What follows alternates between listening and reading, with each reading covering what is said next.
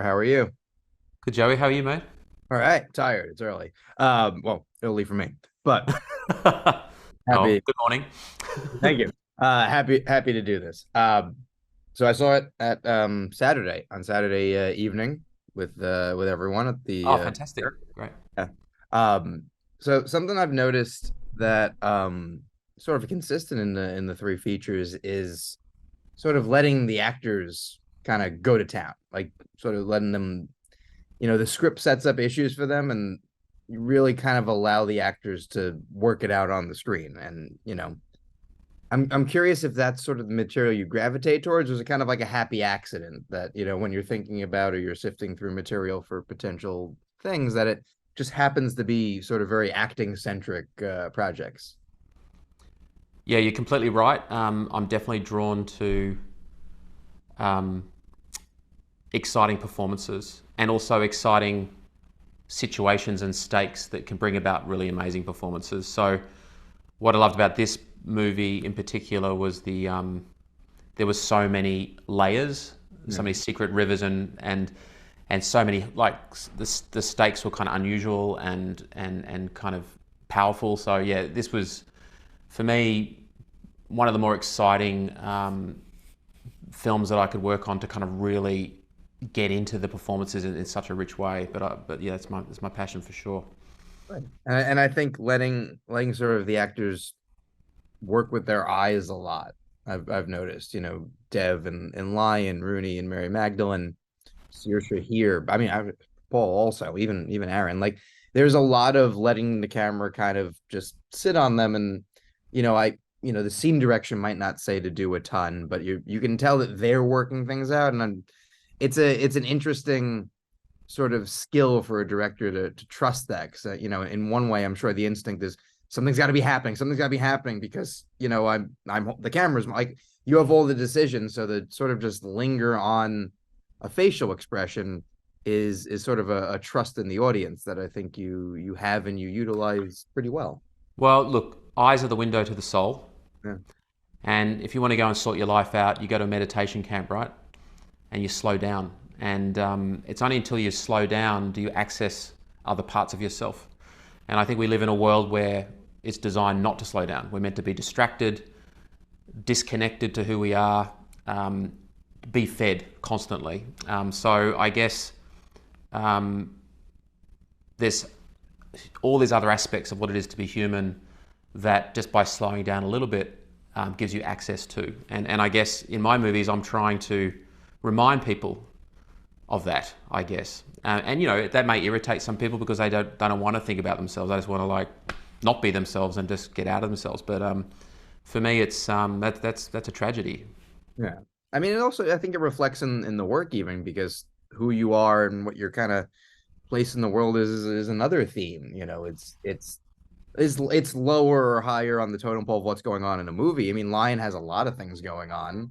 So I mean, but at the core is who is this guy? Where does he come from? Mary Magdalene, one of the characters, is having quite the existential crisis. Yes. Here everyone is sort of questioning their place in the world because the world is changing, Yeah. and it is interesting to see that on the surface, all three different time periods, different realities, different genres, but they all kind of come back to the same sort of thing you think about when you lay down and can't sleep. So it's interesting to see that, like, well, no matter what I do, whether I'm directing it, whether I'm also writing it, it kind of all comes back to these things. So Absolutely. what's wrong with you? No, I'm kidding. So it's clear. That's a whole other interview. Oh yeah, yeah. We don't have that, but it's interesting to see that and these are years apart, and I'm sure in between a lot of things come your way. It's interesting to see that what makes you go, I want to go spend years of my life on this, are sort of those questions and that kind of material. I mean, I guess for me, that's what it is being human, like trying to understand our place here and trying to find a connection to our inner nature. And I guess I don't have the answers clearly. That's why we're here. That's why we have this life. I guess if I'm going to spend my time working and doing art, then I want to keep questioning what that is and exploring it.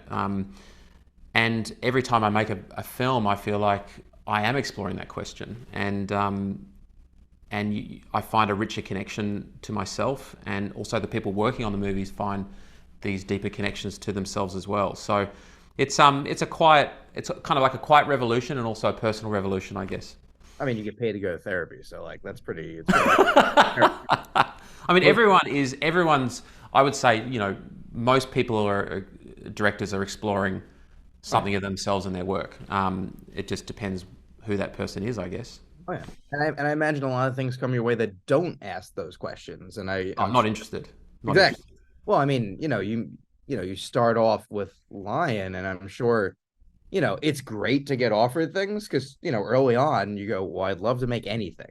And it goes from, I just want a job. I just want to be able to show that I can do this to, oh, wow, people seem to think I do a very specific thing. And maybe I don't do the thing they think I do, but it's nice to be wanted. It's interesting to watch sort of a career unfold, especially when there's like huge early success because everyone goes, well, that's the box you're in. And it's very Yep. interesting to go that it's been, well, no, that's not what I do. And I really want to explore things and I'm going to find the mechanism to explore it. Here, especially with Foe, three characters essentially, they're all exploring different things, they're all exploring each other. It's sort of kind of distilled that element into like the thesis as opposed to just one of the elements of the film. So it kind of makes sense that you wouldn't be as interested when they call and go, so what do you think about superheroes? You're like, so what do you think about existential crises? Exactly. I mean, it's got to raise a question in me or pull me in some way. Otherwise, I'm not interested. But I'm very open to, like you say, I'm happy to explore that in any form. And I guess I've kind of a way, and you kind of have to play the game a little bit to get things funded. So I kind of my philosophy now is like the Trojan horse. It's like the Trojan horse. We go in, and then I kind of explore those deeper questions. Like the little army pours out at the end. But also what I found really exciting about this is the science fiction and the artificial intelligence was a really beautiful way to put these kind of extraordinary pressures onto a real relationship. Yeah. So it's like in a normal situation, I couldn't explore a relationship like this. I mean, if it wasn't for the AI, Hen couldn't reconnect with the way her husband was when she first met him. So it was such a great way, such a creative way to kind of explore a relationship. Oh yeah, and it has that little like kind of mystery box element where you can keep people focused on what you want because they're also kind of going, well, when's this or that going to factor in because we Yeah. we know sort of their genre trappings and in a way you can slip things in that maybe if it was just like a domestic drama and it was set in Tennessee tomorrow, people would be more doing this. They would be looking a little closer and going, well, when's this going to happen? And now you can go, yeah, you keep thinking that because I'm a little bit over here, and then when it happens, people go, wait, what? Oh, but it wasn't like I don't think the movie hides anything from you necessarily, but No, it's it's all there. yeah, exactly. It's not a. I mean, there's a reason the like text on screen when you start is like, by the way, AI, like Exactly. here Yeah, we're I mean, gonna. this movie asks you to engage, and I like movies that make me work a little bit. I want to be in a relationship. I want to go on an adventure with the movie. So, I guess everything about Foe is what I want to watch. It's what I enjoy about cinema. I like that relationship, that engagement. I like movies where you go afterwards, you hang out with your mates, you talk about it, and compare notes, and even maybe the next day you go, I want to go see it again. So I feel like Foe is one of those rich meals, and you can really get into it. But it also is enjoyable. And it plays with expectation.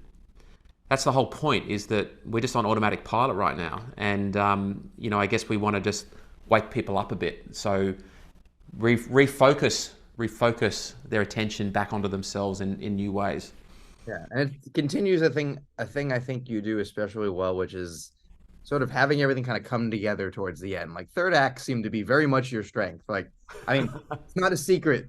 I think you were very aware that people were very into the end of Lion. Like it worked. I'm sure before the movie came out, people were telling you like it works. So Yes. I think here, very different emotions, very different feeling. You're supposed to feel something different at the end, but the sort of last shots of the movie, without saying what happens, you have that like good. And in a movie where you would argue not a whole lot of times where you go, good for that person or good for anyone in the movie.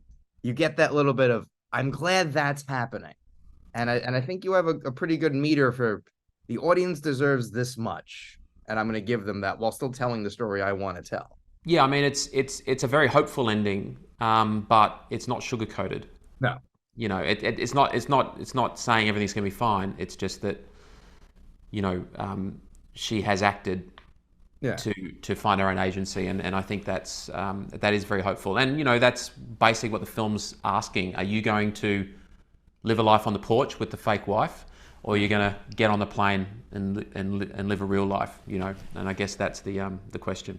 I mean, both sound good, frankly, for different reasons. Well, But, I mean that's being no, of course, and that's I totally get that too. yeah. And but I guess that's the question, isn't it? Oh yeah, well, I think a different movie would lean harder in one direction. Like I think it's pretty clear where your preference lies and where the allegiance of Of the movie course, I mean, of lies. course. But I think that if you look at sort of the dueling final encounters we have with our couple, where they are in their lives, both seem kind of right for them. And that's a That's right. like a hard thing to pull off. And I imagine into the editing room, there's a lot of, well, how much do I go with each without kind of tipping the scales? Like Yeah. I'm sure each scene is a little bit longer because you know how to direct a movie. Let's leave the camera on for just a second longer. We might need it. But once you're in the editing room, you have to really decide which story am I telling because you have that control and we don't. Yep, you've got it. I mean, the calibration of what you reveal is was the editing process, and I mean the thing is, I don't know what it's like to watch this movie for the first time. I can never have that experience. So I guess the editing process really is when we felt we had cut what we intended to do, we would put it in front of people that had never seen it before, and just to really test whether they were actually thinking what we thought they would be thinking, and then we would pick up on all the issues and kind of just calibrate till we hit that sweet spot. Yeah. Um, is it different when it's well, obviously you co-wrote this one. Also, it's based on material. Do you feel different when you're making it? Like, okay, I've made this change, or I've tinkered with this, or I've monkeyed with that. Do you have this weird responsibility of like, well, I better make sure it fits, and it's not just something I want to be doing because I've also got this other person, and I'm sure they're fine with what I'm doing, but I also know like their stuff works as well, as opposed to I've got the screenplay, like I was hired to work with it. I'm always curious when someone adapts work because I'm sure there's always that instinct of, well, it worked, it's here, like it's great, I love this book. Why not just make the book? As opposed to, well, I've got my own take. Well, but how do I know people want to see my take, kind of thing? You know? Well, I guess what was great about this is that I collaborated with the actual novelist, Yeah. and we found out very quickly that where we wanted to take the film was a departure from the novel in some regards. We got very excited about that, and so actually the process was amazing, and I much prefer being involved in material early on because by the time you get to set, you just have such a rich understanding of the characters and everything. So you can work more intuitively because you're not catching up, you know. So I prefer to work that way if I can. Yeah. Well, I feel like you're going to be able to, and I look forward to more Trojan horses because I think it's a really interesting way to get what you want out in a way that'll also get people to watch the movie, which is, as you know, the fun challenge, or at least the challenge. So the more we can get interesting things out that also people want to see, it's good for everyone. Look, I'm taking the harder road, but hopefully it's meaningful. As long as you can still pay rent, take the harder road. It's all good. I You're appreciate funny. it. Oh, thank you. Congrats on the film. Take care, man. I I appreciate it. appreciate that. Nice conversation. Thank you. Oh, likewise. Thank you.